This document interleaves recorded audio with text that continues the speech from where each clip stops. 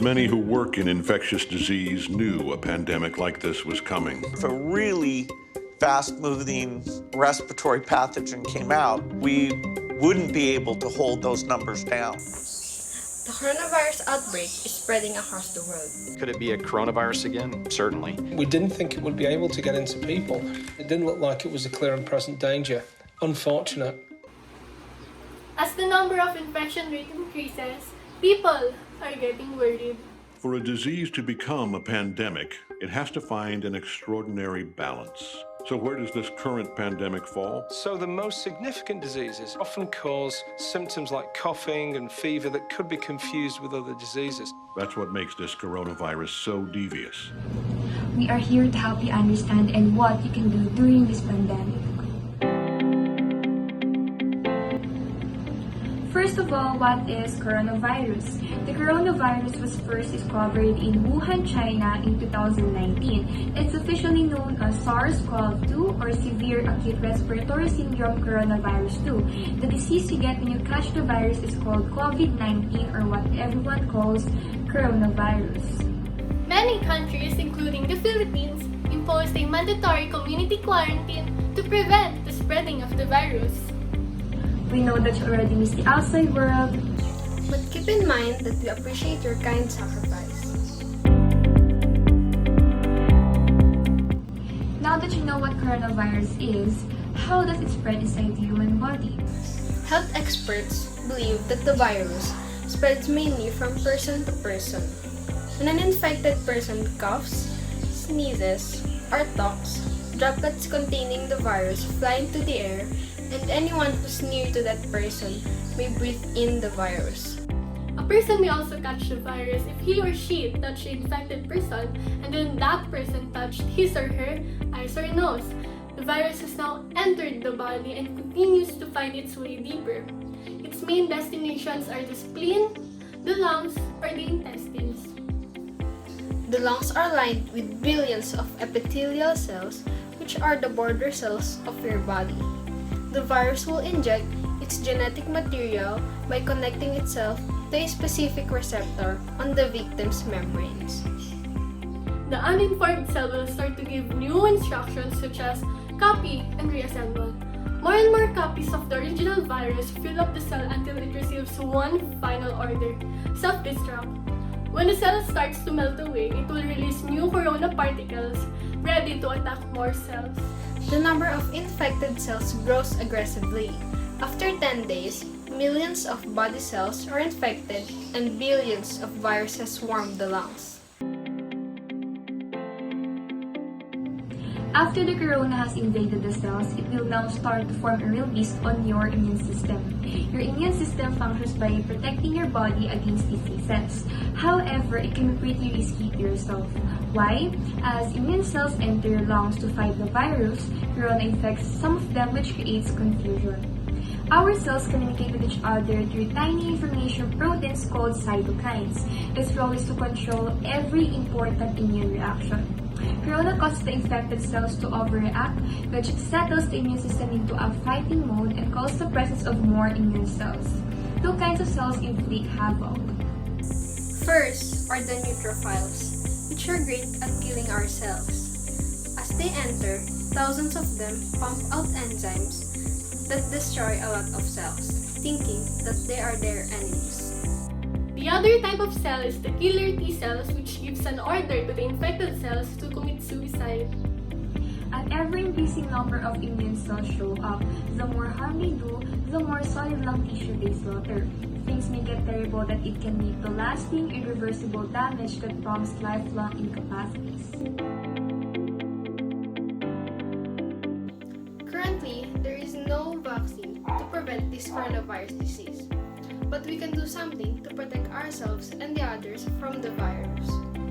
The easiest and the best way that you can do is to practice regular and proper hand washing.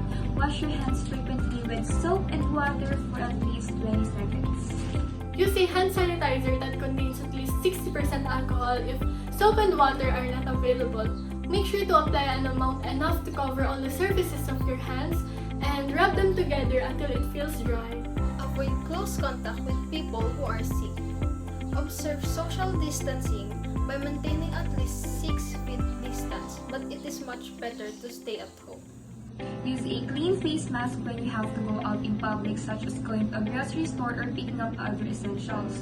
Continue to keep a 6 feet distance between yourself and others because your face mask is not a substitute for social distancing. Cover your nose and mouth with a tissue or your bent elbow whenever you sneeze or cough. Make sure to throw the used tissue in a trash bin immediately. If you have a fever, a cough, or difficulty in breathing, you must visit medical attention. Make sure to call them ahead for them to protect themselves. Lastly, make sure to clean and disinfect often touched surfaces such as doorknobs, light switches, tables, phones, desks, handles, and bathroom fixtures.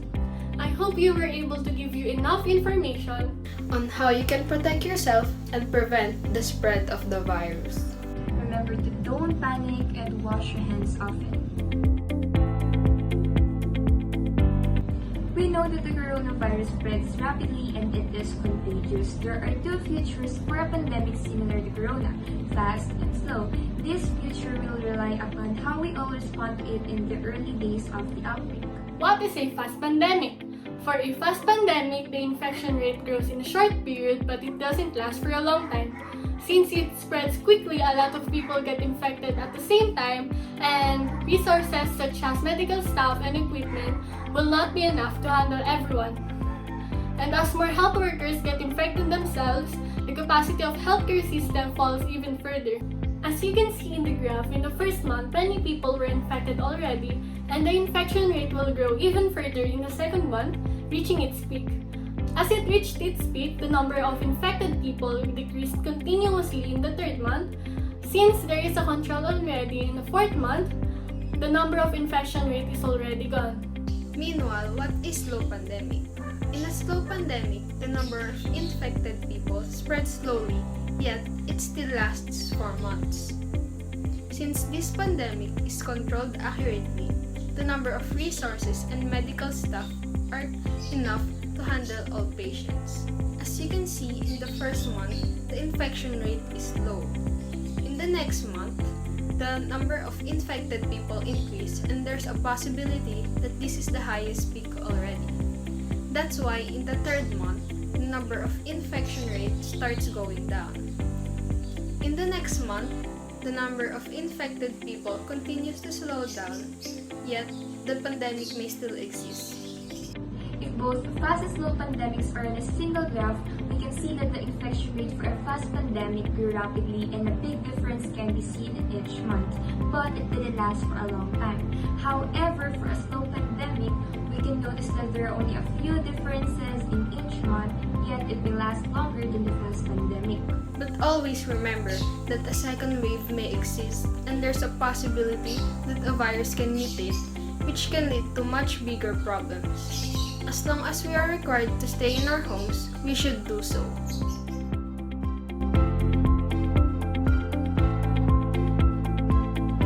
Last March 11, 2020, the World Health Organization declared the coronavirus a pandemic, highlighting the more than 110,000 cases of the coronavirus illness around the world and the continued danger of further global spread. We decided to compare the numerical data we gathered from the COVID-19 pandemic and the HIV/AIDS pandemic using a Venn diagram and a line graph. A brief background: the HIV or human immunodeficiency virus began to spread in the 1920s and was identified in the 1980s. It spreads by having contact with the bodily fluids of a person with HIV. Last January 2020, there were a total of 11,950 confirmed coronavirus cases across the world. In the next month, the number of infection rates raised to 86,604 worldwide. The population of the infected people increased again, reaching 863,184 in March 2020.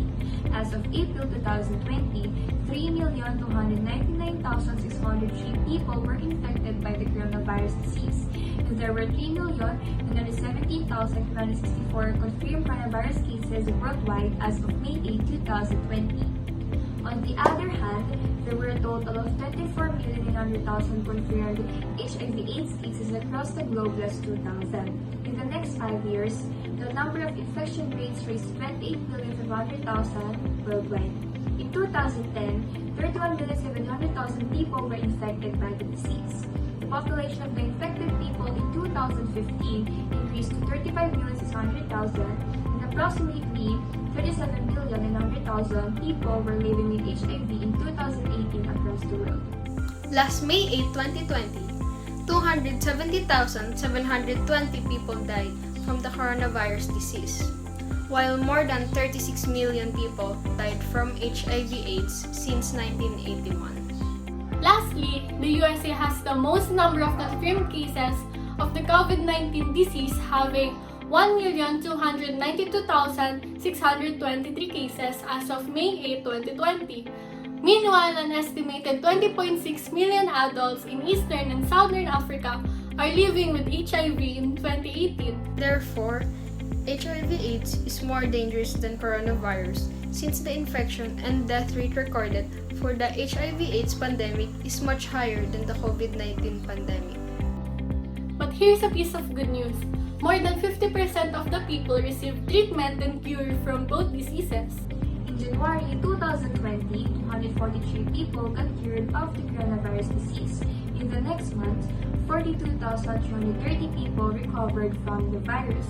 Last March 2020, 178,168 people were able to recover. In April 2020, 1,039,028 people were cured, and 1,344,120 people, which are 83% of the people infected by the COVID-19, got cured as of May 8, 2020. On the other hand, in 2000, 710,000 of the people living with HIV/AIDS underwent therapy. In the next 5 years, 2,200,000 people received treatment from the virus. Last 2010, 7,700,000 people were able to recover. In 2015, 17 million people got treated and 23,300,000 people, which is 62% of the people living with HIV/AIDS, received treatment last 2018. So, people, you don't have to panic and always look at the positive side, okay? I hope you were able to gain some information about the pandemic we are facing today. But wait, try asking yourselves, was I able to do my part as a member of my society? Well, if not, it is not too late to do something.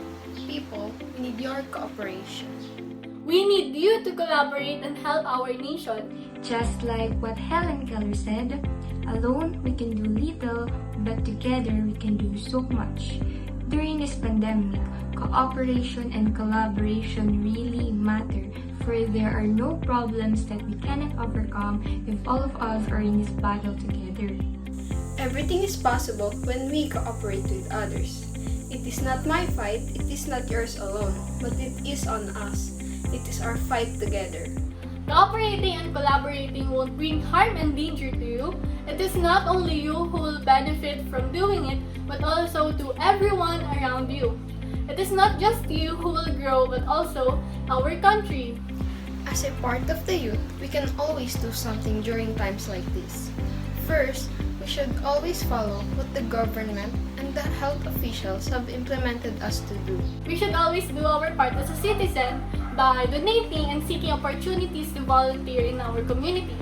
Don't hesitate to voice out for others and speak up when you feel something's wrong. We should also educate the people around us, especially our family, friends, and our community. Spread awareness and stop spreading fake news. Be a source of calm during the storm.